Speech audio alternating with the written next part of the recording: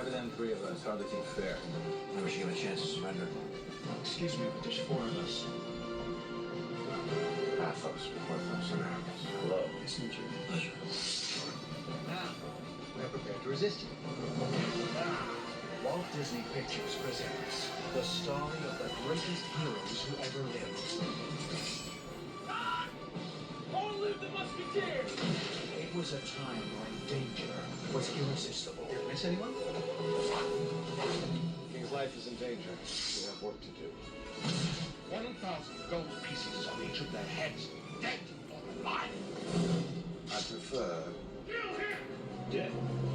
Adventure was everywhere. hope we're not interrupting. Kill those musketeers.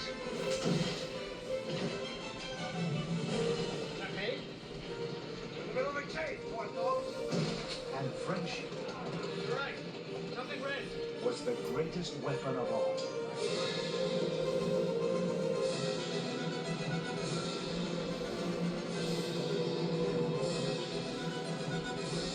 All for one. More for me. Charlie Sheen, Let's pray for our sins. Second God got something busy. Kiefer Sutherland, Chris O'Donnell, On mission for the king. I've heard that before. Oliver Platt,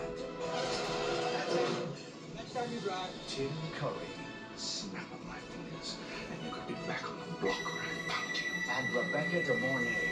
And with a flick of my wrist, I could change your religion. The Three Musketeers. Well, why not? The 1993 Walt Disney picture. Ooh, we got to be careful. It's Disney. Walt is watching, and Walt does not like free advertising. So, yes, the Three Musketeers.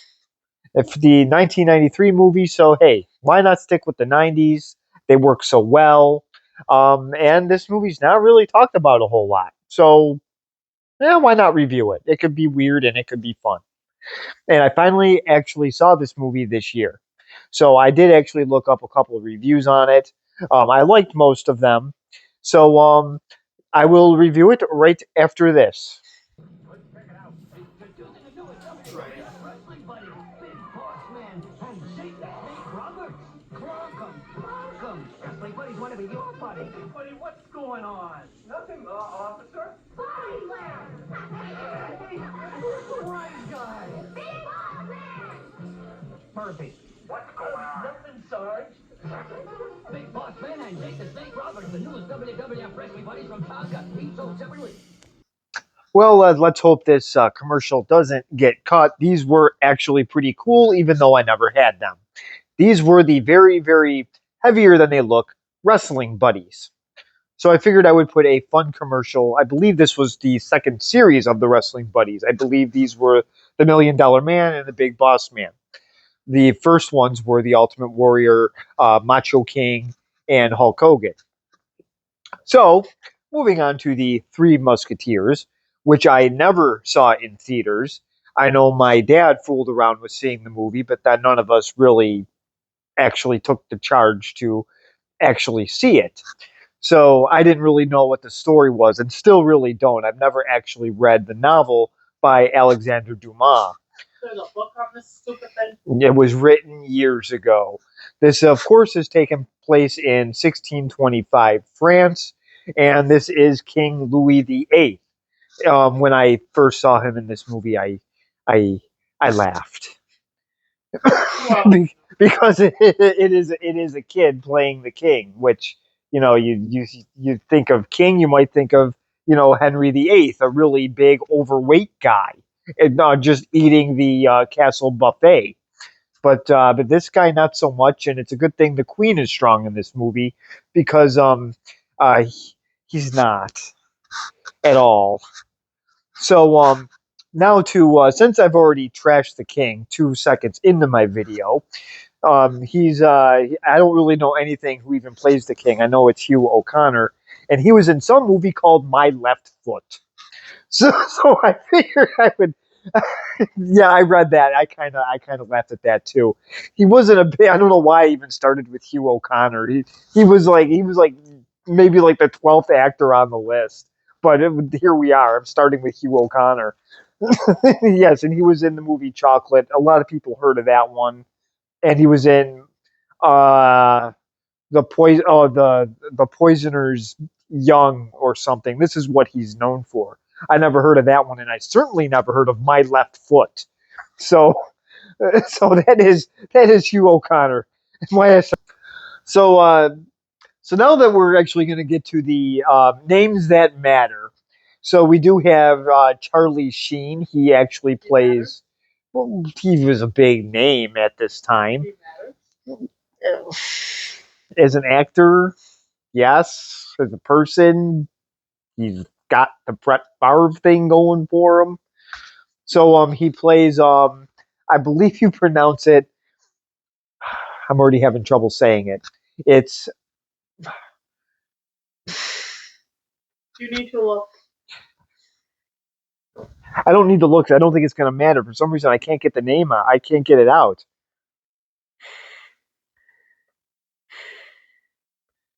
Still can't.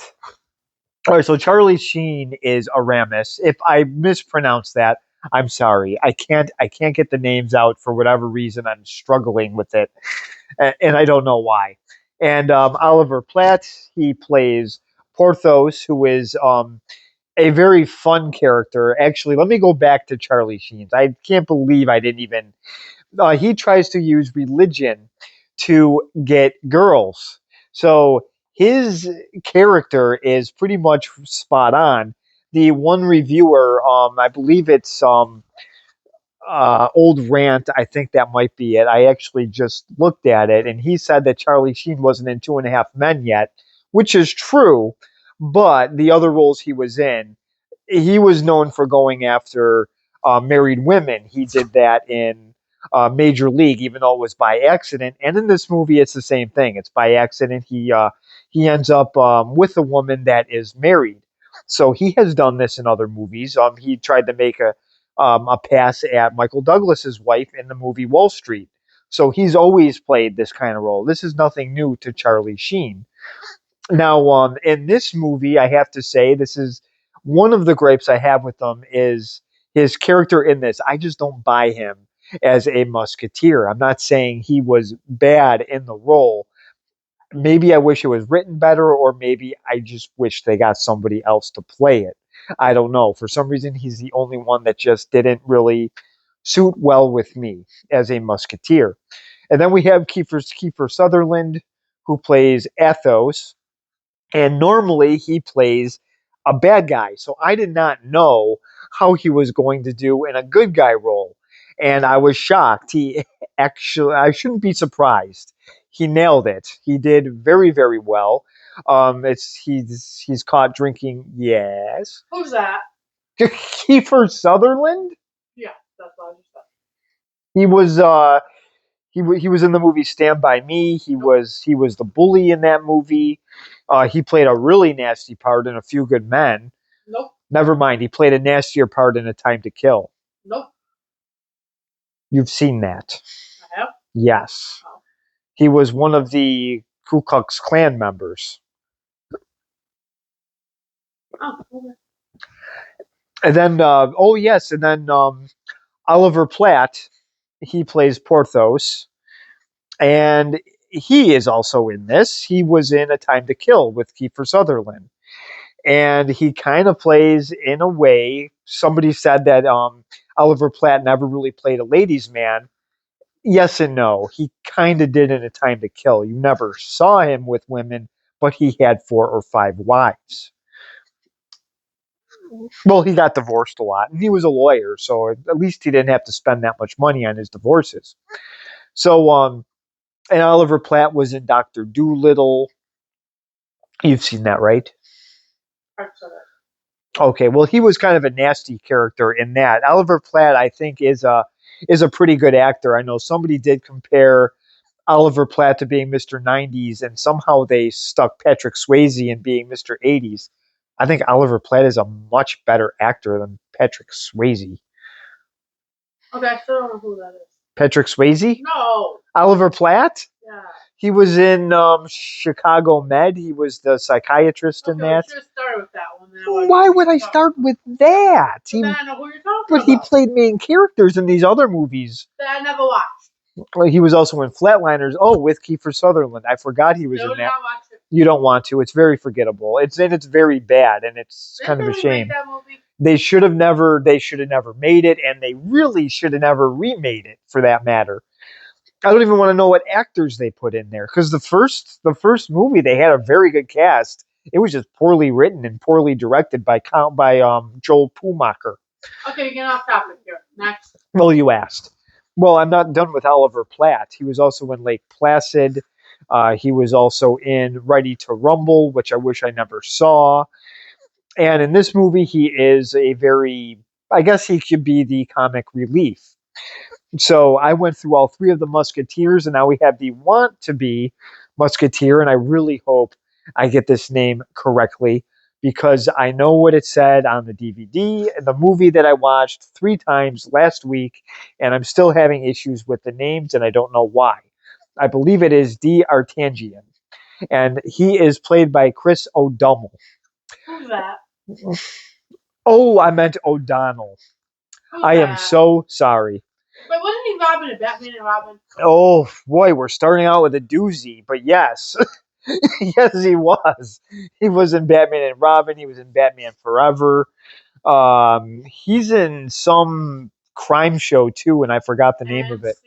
NCIS Los Angeles. Oh, okay. So he's probably it's probably the boring one. Actually, that's my favorite one. Is it really? Yeah. Oh God.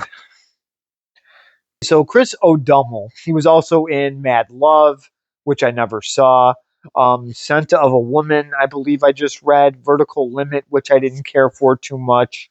So he has been in things before. I think in the 90s, I think this movie was going to give him a little bit of a push. Obviously, he's working with some pretty decent actors.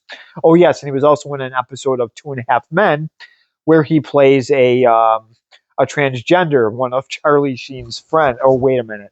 Yeah, I could be wrong on that. Never mind. I honestly forgot what part he played in that show. I thought he played a woman becoming a man, but I could be wrong on the episode. You know what? I'm right. It was. It was. It was one of Charlie Sheen's exes, and he became and she became a man. Kind of freaked him out a little bit. But it was a very funny episode. It is one worth checking out. Might have been his best role ever. So it's true. He was very likable in that. And in this, he's kind of a What are we talking about here? Chris O'Donnell. Okay. Oh, I'm sorry, Chris O'Donnell. So in this movie, he plays kind of a typical Tom Cruise might as well played him in this because it was a typical Tom Cruise role. His dad was defending the king and he died, and now he wants to be a musketeer. He wants to live in daddy's footsteps, just like a lot of Tom Cruise movies. So they should have casted Tom Cruise for this, but then I wouldn't have wanted to see it. So his character is a little bit whiny. A lot of people did have issues with it. Now, I do understand that this was the part that was written for him, but it seems like he plays this kind of part in every movie he is in. So I do blame him a little bit. So moving on from him. So now, of course, this would not be a 90s movie without Tim Curry, who plays the Cardinal. A douchebag. Aww. Does he not play one in every movie he's in? Name one movie he did not play douchebag. Clue. No, he was definitely a douchebag in that. He knocked everybody in the house. Well, he was trying to keep them safe. Yes, as he was the killer. It was him that killed that person, right? I didn't. I'd have to watch the movie again. I didn't think it was, but yeah, I could be wrong. He also was not the butler. I'm trying to think if he did play. He kind of was in The Shadow. He was in Home Alone 2. Okay, so he was in The Shadow, Home Alone 2. He was in Muppet Treasure Island. Never seen it. Never want to see it. Never going to see it. And why not? I do not like the Muppets. You already know this. Yes, I do. And let's see. He was also in Earth 2. Well, he was a bad guy in that. What's the fun? He was also Pennywise in the Oh, in yeah. in the He in was a these. douchebag in that too. Yes. And he was in Rocky Horror Picture Show, which I've never seen before. So He's probably a somebody douchebag in that too. so somebody comment on that. Was he? He could have been, and he played Cardinal. I can't even say that word properly today. Is it Cardinal? Apparently, I can't. I believe it's pronounced Rechelot. We'll just call him that. And Michael Wincott is the other villain in this movie, and he is his. I believe his name is actually Rochefort. I'm just going to call him Rochefort. So, and he is a really good bad guy in this, and apparently he was in The Crow, and he was also in Robin Hood, Prince of Thieves. So those are the two movies that I've heard of, anyways. I've never heard of this actor before, but I'm going to say that his part in this was actually very, very well done. So now I will get right into it. The king is. So the story here is that the musketeers who guard the king are all being relieved of their duties. So except for, so all of them go away. They turn in their swords and their tourniquets. I hope that's how I said that correctly. Yes. Except there are three that decide to not show up to the turning in their stuff. So now, because they don't want to, they are being kind of this is their way of pretty much getting after the cardinal and Rochefort. So the king did not relieve them. The bad people did. The bad people did, and the one and Why like are they supposed to protect the king? yes. So when the king be the one relieving them if he didn't need them? Well, apparently they kind of trick them. They say that the king has relieved them of their duties, and this is their way of getting to eventually kill the king. So there is also a spy that these people put in, and this is played by Rebecca De Mornay. She, I believe her character name is Court. Hold on a minute. Court. Yeah, so there is a plot to get rid of this wonderful king character. So I will show the first clip of where they are turning in their swords and their tourniquets. And because this is Disney, I might have to be very, very strict with my clips. So I will show that in just a second. I'm with God. Already assumed that responsibility.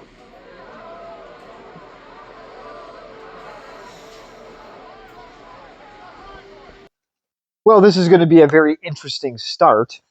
Um, so, anyways, so this is so the Musketeers have turned in their stuff here. So now they were told that they are no longer needed. Obviously, this is a lie. In the scene after, the Cardinal, and I believe his name is um, Rochefort. I'm just going to call him Rochefort. It just sounds funnier. You already said this. Yeah. So they are so this is their little evil plan here, and they are out to arrest the three musketeers that did not show up for this I guess trick or something. So there was no riot. Instead, they just sort of just turned all their stuff in with really no questions asked, which was kind of weird, but hey, it's fun anyways. And this is also a Disney movie. So um, now that I completely butchered Chris O'Donnell's character name, it is D'Artagnan, D'Artagnan, which I'm sure I just butchered it again. So he has actually accidentally just made duels with two musketeers with Arthos and Pathos. Porthos. Sorry. I don't know. Ask Alexander Dumas. He is the one that wrote the book. Well, his name alone tells me a lot. So he pretty much he is trying to be a musketeer. So he ran into two of them and decided to challenge both of them to a duel. So far we've got 2. Will it be 3? Well, Arethmus is already sort of he's using the good book to get women. So the Bible is finally being used the way that it should. So, but we'll see. Let's see if he gets away with it. So this will be the second clip. And one little thing here is from what I read, Charlie Sheen does not really have a sword in this movie because he was too busy filming Hot Shots Part 2, and Chris O'Donnell and I believe it was Kiefer Sutherland actually took fencing classes, and they were teaching them how to actually sword fight. And Charlie Sheen did not take part in those classes, so he is hardly ever using a sword. So that is something to watch for if you do eventually see this movie. So I will show the second clip in just a second. Forgive me, Monsieur Hermes, but when you started talking about original sin, I lost control and became impassioned. It won't happen again. Please go on. My husband. You're married. Yes, I'm married. Well, now, so most of this movie is actually being shot in Austria, so the scenery is actually really, really cool to look at. So, what? So this is a typical Charlie Sheen role here. I don't know you're married, but he's trying to seduce women by religion. So that is kind of, I guess that is kind of a new part for him. I don't think he ever really tried religion in any of his other movies. So right after this scene here, we're going to see if there's trouble lurking any more than just a typical I almost had fun with your wife type of stuff here. I think he's about to be a very busy man. So I will show the next clip in just a second.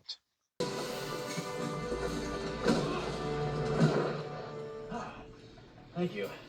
You broke my fall perfectly. I do apologize for the inconvenience. Get off me! It's one thing I can't abide, it's rudeness. You fell on me. And I apologize for it. Your apology's not accepted. Well, this has to be a record. 3 duels in one day. So I think one is at noon, one is at 1, and one is at 2. Well, let's be honest, he might have 3 duels in one day. He'd have to survive 2 of them to get to the third one. I don't really like those chances because he would be tired after the first one, especially after who he's dueling. Um, so now, since that is now taken care of, right after Charlie Sheen had husband problems. Well, not him having husband problems, but having woman problems, I guess. Um, Now he has an issue with this little twerp just sort of running into him. So, so now with all that being said, we get to meet the lovely Queen and Queen. Oh, I mean Queen and King. I am so sorry. I got it mixed up by his mere appearance. So now I will show that clip in just a second, and we get to see the great Tim Curry in action, and we get to see Queen Anne and Queen Louis, King Louis the Eighth. Stay. Your Eminence, I demand an answer. Perhaps if I knew the question. I just learned that you went ahead and disbanded my Musketeers, You approved the decision. but not the timing. I intended to address them myself and explain the situation. Well, here is our wonderful king, and he demands an answer. He demands. So already, yes, this is exactly why I laughed. So now I don't know if I got into this, but his father was actually killed, and that's why he is king. That's why we get this. This is why we get this little king here, who doesn't really seem to have a voice, but Queen Anne sure does. So she is obviously the tough one in that castle. So, well, now we get to actually see the Musketeers because they are looking to be arrested. So we get to see how well this is going to go. And again, this is they made the Musketeers kind of sarcastic in so many ways. This is a comedy. It's an action. So it's got all that in together. So movie, so you already know how the end's gonna be. Yeah, but this isn't. This is a pretty. This is I'm not gonna say it's as Disney-ish as it could be. This could be a lot more Disney-ish. So it's not like Hocus Pocus 2. Not even. Not even close. Yeah. So I will show that clip of them. Of course, you know that they're going to resist arrest. Ooh, they're going to do something bad. So Generation Boring might have a problem with this. So I will show the next clip in just a second. Hello again, Cyclops. Let's see. When was the last time we had the pleasure of his company? I believe it was the day he was cast out of the Musketeers. Conduct on becoming a Musketeer.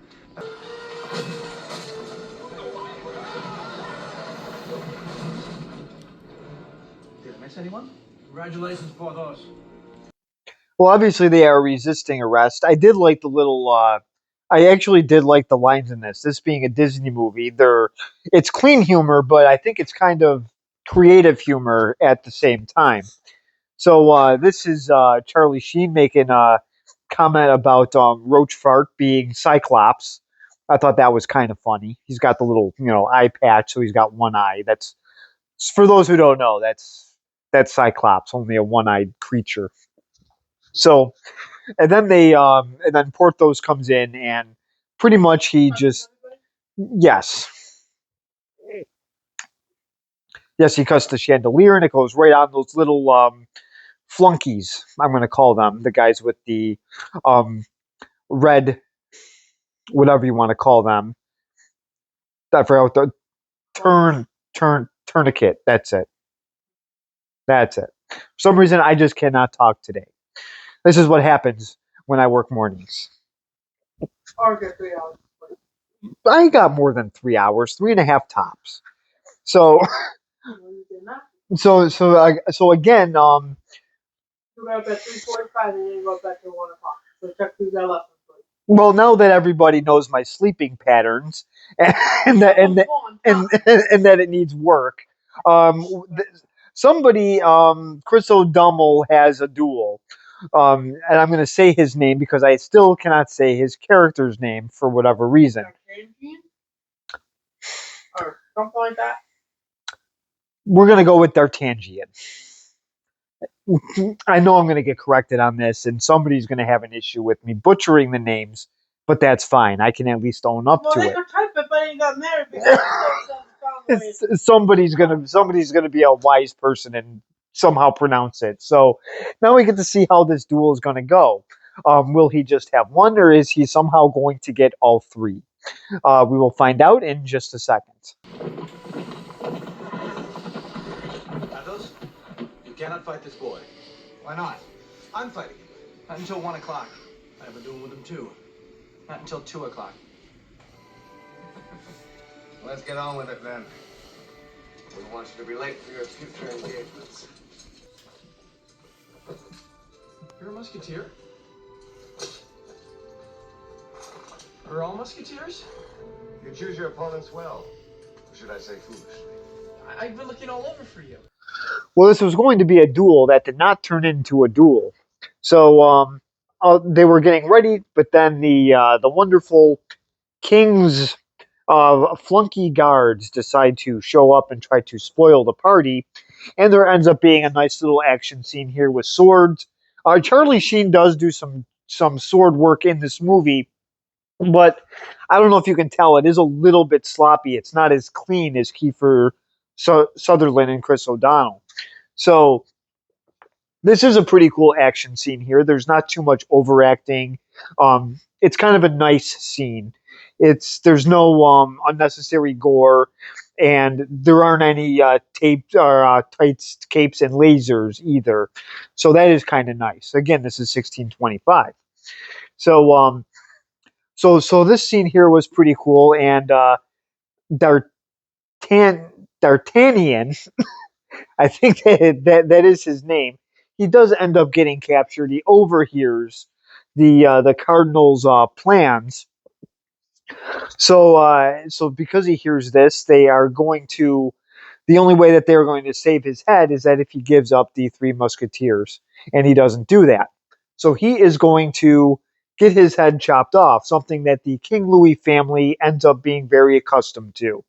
So I will show that clip in just a second. How is he going to get out of this?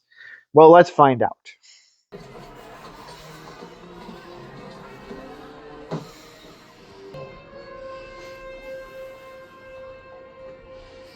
This axe was a gift to me from the Tsarina of Tokyo.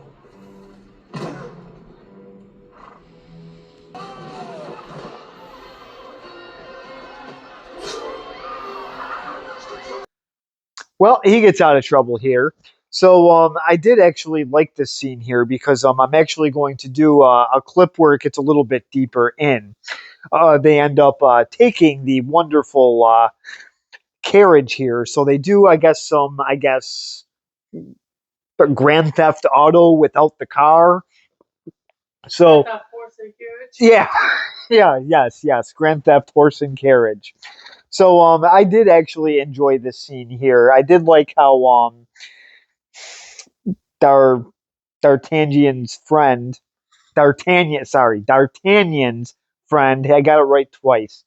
I like how disappointed he was. They do show him dueling with him at the beginning, but you know what? That's a scene I just didn't think was that important to show. There were better ones, but it is kind of amusing just to see the disappointment on that little fruity man's face. So now I will show the scene of where they are taking the carriage and they find Roger Ebert's secret stash of snacks. So I will show that in just a second. Aha! The Cardinal's sacred snack chamber. What have we here? You're right. Something red. Well, this whole scene here was actually very, very enjoyable. So they do find the carriage. They find the Cardinals. They like to call it his snack stash. So they end up finding that, but then they toss all these coins to the peasants. So now they are giving away the Cardinals' money, which I thought was really, really funny. And then they also take his bottle of brandy, and I believe he is drinking and driving. So I guess this is 1625. I guess they may not have had DWIs or DUIs yet. But he is being chased by the so-called police of France. So I guess you can say they might be charging him with that. Anything to get these musketeers. And I do love how angry Tim Curry gets as the cardinal. They frustrate the bejeebers out of him. They rescue the kid who knows the plans. So now he wants 1,000. I think he wants 1,000 silver pieces. I think he said dead or alive. Dead would be preferred. So of course he didn't raise the price on that. Very, very cheap cardinal. I think he better just stick to maybe being a blue jay. So now I will show the part here where Arthos he kind of tells a story to D'Artagnan, and he kind of explains that he thinks that love is kind of an evil thing. So I will show that clip in just a second. I knew a young man once, a count. Feared he would never fall in love. One day he met a woman. This woman was more than beautiful. She was intoxicating, mysterious. Everything he'd ever dreamed of. He felt his heart would burst if he couldn't have her. What happened? The poor idiot married her. Isn't that what people do when they fall in love? Shut up and listen to me. They were riding through the forest one day. She was thrown from her horse and knocked unconscious. When he rushed to her side, he noticed a mark on her body. Something he'd never seen before, something she crushed. The woman he loved, his bride, had betrayed him. She'd lied to him. When she came to, she swore that she'd been falsely accused of these crimes, but he didn't believe her. He rejected her for her lies and for her past. And he banished her from his province. Well, so Arthos here does tell the little story to D'Artagnan. I'm getting better with his name. So he does explain that his wife was, he did have she had the, boy, I forgot what it was called. The Saints wear them on their helmets. I think they're called Fortalese or something like that, and it's the branding mark of her being executed. And he pretty much says how he was betrayed. So now we're gonna find out: is his wife still alive or is she dead? Well, this is going on. The king is hearing rumors about the very cranky cardinal betraying him. I honestly think the cardinal.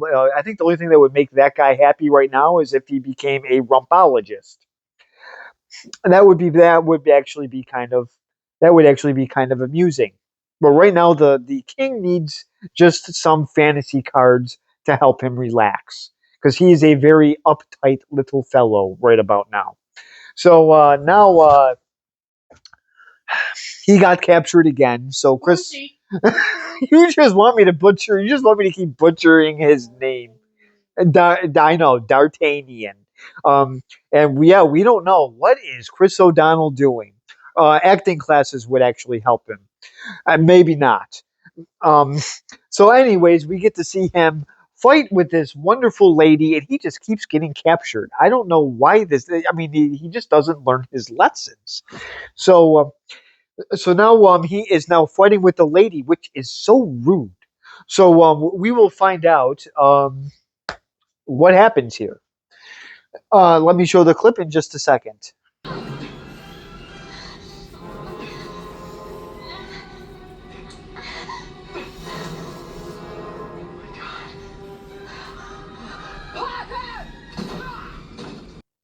Well, obviously he sees the little branding there on her arm, so now he has a feeling he knows who she is, or he knows who she is.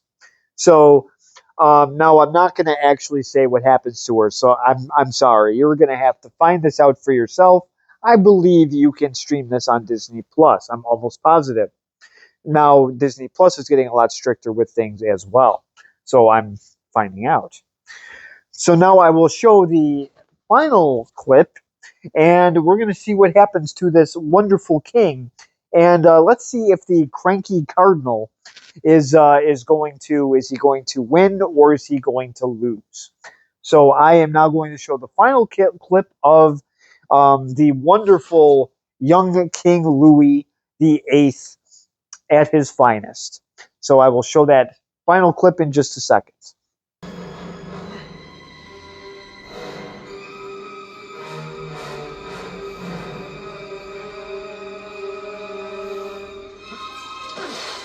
This is the final clip here. Does Chris O'Donnell have an accident and fall off the roof? I wish. But I'm not going to actually say what actually happens here. And I do like how angry the Cardinal does look. His frustration is actually becoming very, very amusing. I actually want to watch this movie again. It would make four. So yes, I know it's a little sad. So well, that's because I was really planning on reviewing this on Saturday, and it just did not happen. So Well, it's not my fault. I didn't hope that's the truth. I didn't say it was. So anyways, so what did I think of this movie? Well, our two lovely um, critic fellows actually reviewed it first, and that would be King of the Toilet Chair and Siskel the Grouch. So who was nasty during this review? Well, we will find out. Sullivan and Charlie Sheen there are just two of the hip new Three Musketeers in this surprisingly enjoyable remake, and I was really surprised by this picture. It proves that any old story can be made compelling with fresh writing and buoyant performances. Here, Chris O'Donnell from Son of a Woman plays a would-be musketeer who joins forces with the regulars, Kiefer Sutherland, Oliver Platt, and Charlie Sheen. I may not wear the tunic, but I believe I have the heart of a musketeer. Warwick and Tim Curry as the scheming Cardinal Richelieu in a wonderful performance. In conflict with vampy Lady de Winter, Rebecca de Mornay each wants money and power, but obviously Richelieu wants even more. A word of caution, my lady. A snap of my fingers, and you could be back on the block where I found you. And with a flick of my wrist, I could change your religion. Yes, of course, there are sword fights, plenty of them. And again, surprise, they're not boring. I think our young friend could use some help. Hold this.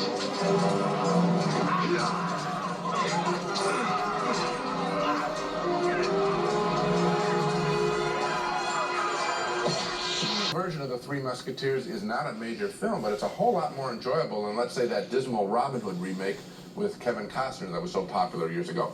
Everyone appears to be having a good time in this film without camping up things too much.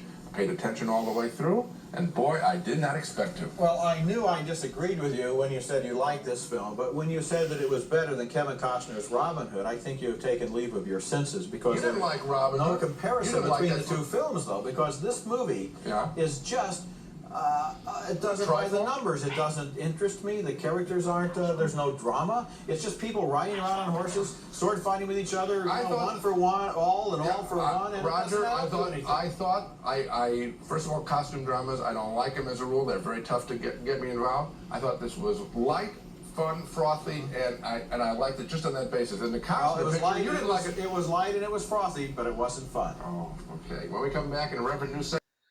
Well, Siskel the Grouch actually was very happy during this one. His garbage can must have gotten polished, or should I say, dirty. So now the snack master, King of the Toilet Chair, had a big problem with this movie. He must have been chomping down on the Whoppers, and he probably filled up his toilet chair and had to get somebody to clean it, because clearly he watched a very different movie. I did not know what to think of this when I actually bought it. I remember seeing the previews and I was a little torn. I was like, hey, I don't know if I want to see it. And it came out in '93. Uh, there were a lot of good movies in '93, so this one probably just got kind of brushed under the rug by accident. Again, I finally saw this movie last year, and I did laundry during it. So whoops, I missed a lot of. I missed my list. I missed most of it. So I finally watched it this year and watched a couple of reviews to help me through it, and it actually was a very enjoyable movie. But since I did start a different work shift, I was nodding on and off by accident. So that's why I watched it 3 times. So, and the third time was the most enjoyable. And even doing the clips, I wanted to keep watching the movie again. So, so with this movie, the cast was done really well. And after I just read, the director did Bill and Ted's Excellent Adventure, Mr. Holland's Opus, and he also did Soul Man with Eddie Murphy, or sorry, Holy Man with Eddie Murphy. So, and this is director Stephen Herrick. I really am not that familiar with them. Oh yes, he also did Critters as well. Now I know why. So, the cast for this movie it was for the most part decent. Like I said, I didn't really buy Charlie Sheen as a Three Musketeer after watching the clips. It was better, but it's still I wish they would have got somebody else for that part. If somebody wants to disagree with me, that's fine. And we all know what I think of Chris O'Donnell. I think he could have just been erased from this movie just entirely. They probably could have got somebody better than him, but I guess he was the young and upcoming actor, and he did so well. So I think that was really the only issue. I liked Tim Curry as the Cardinal. I thought he was very enjoyable. Um, the king we can kind of just brush away. I enjoyed laughing at him, so he was completely fine, even though I don't know anything about Hugh O'Connor. And Michael Wincott was actually very very good in this movie as well as Roachfart. So, and I did enjoy Kiefer Sutherland and also Oliver Platt were excellent in this movie. And it's 9:25. My alarm is going off.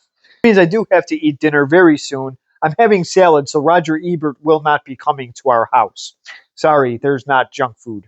Pork chops, popcorn, and salad. Not one of Roger Ebert's favorites.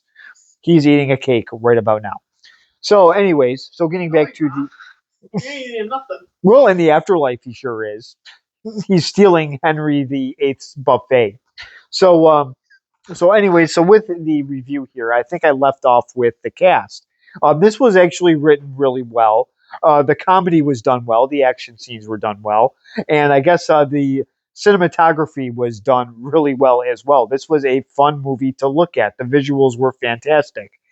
I did happen to like the action scenes with the sword fighting.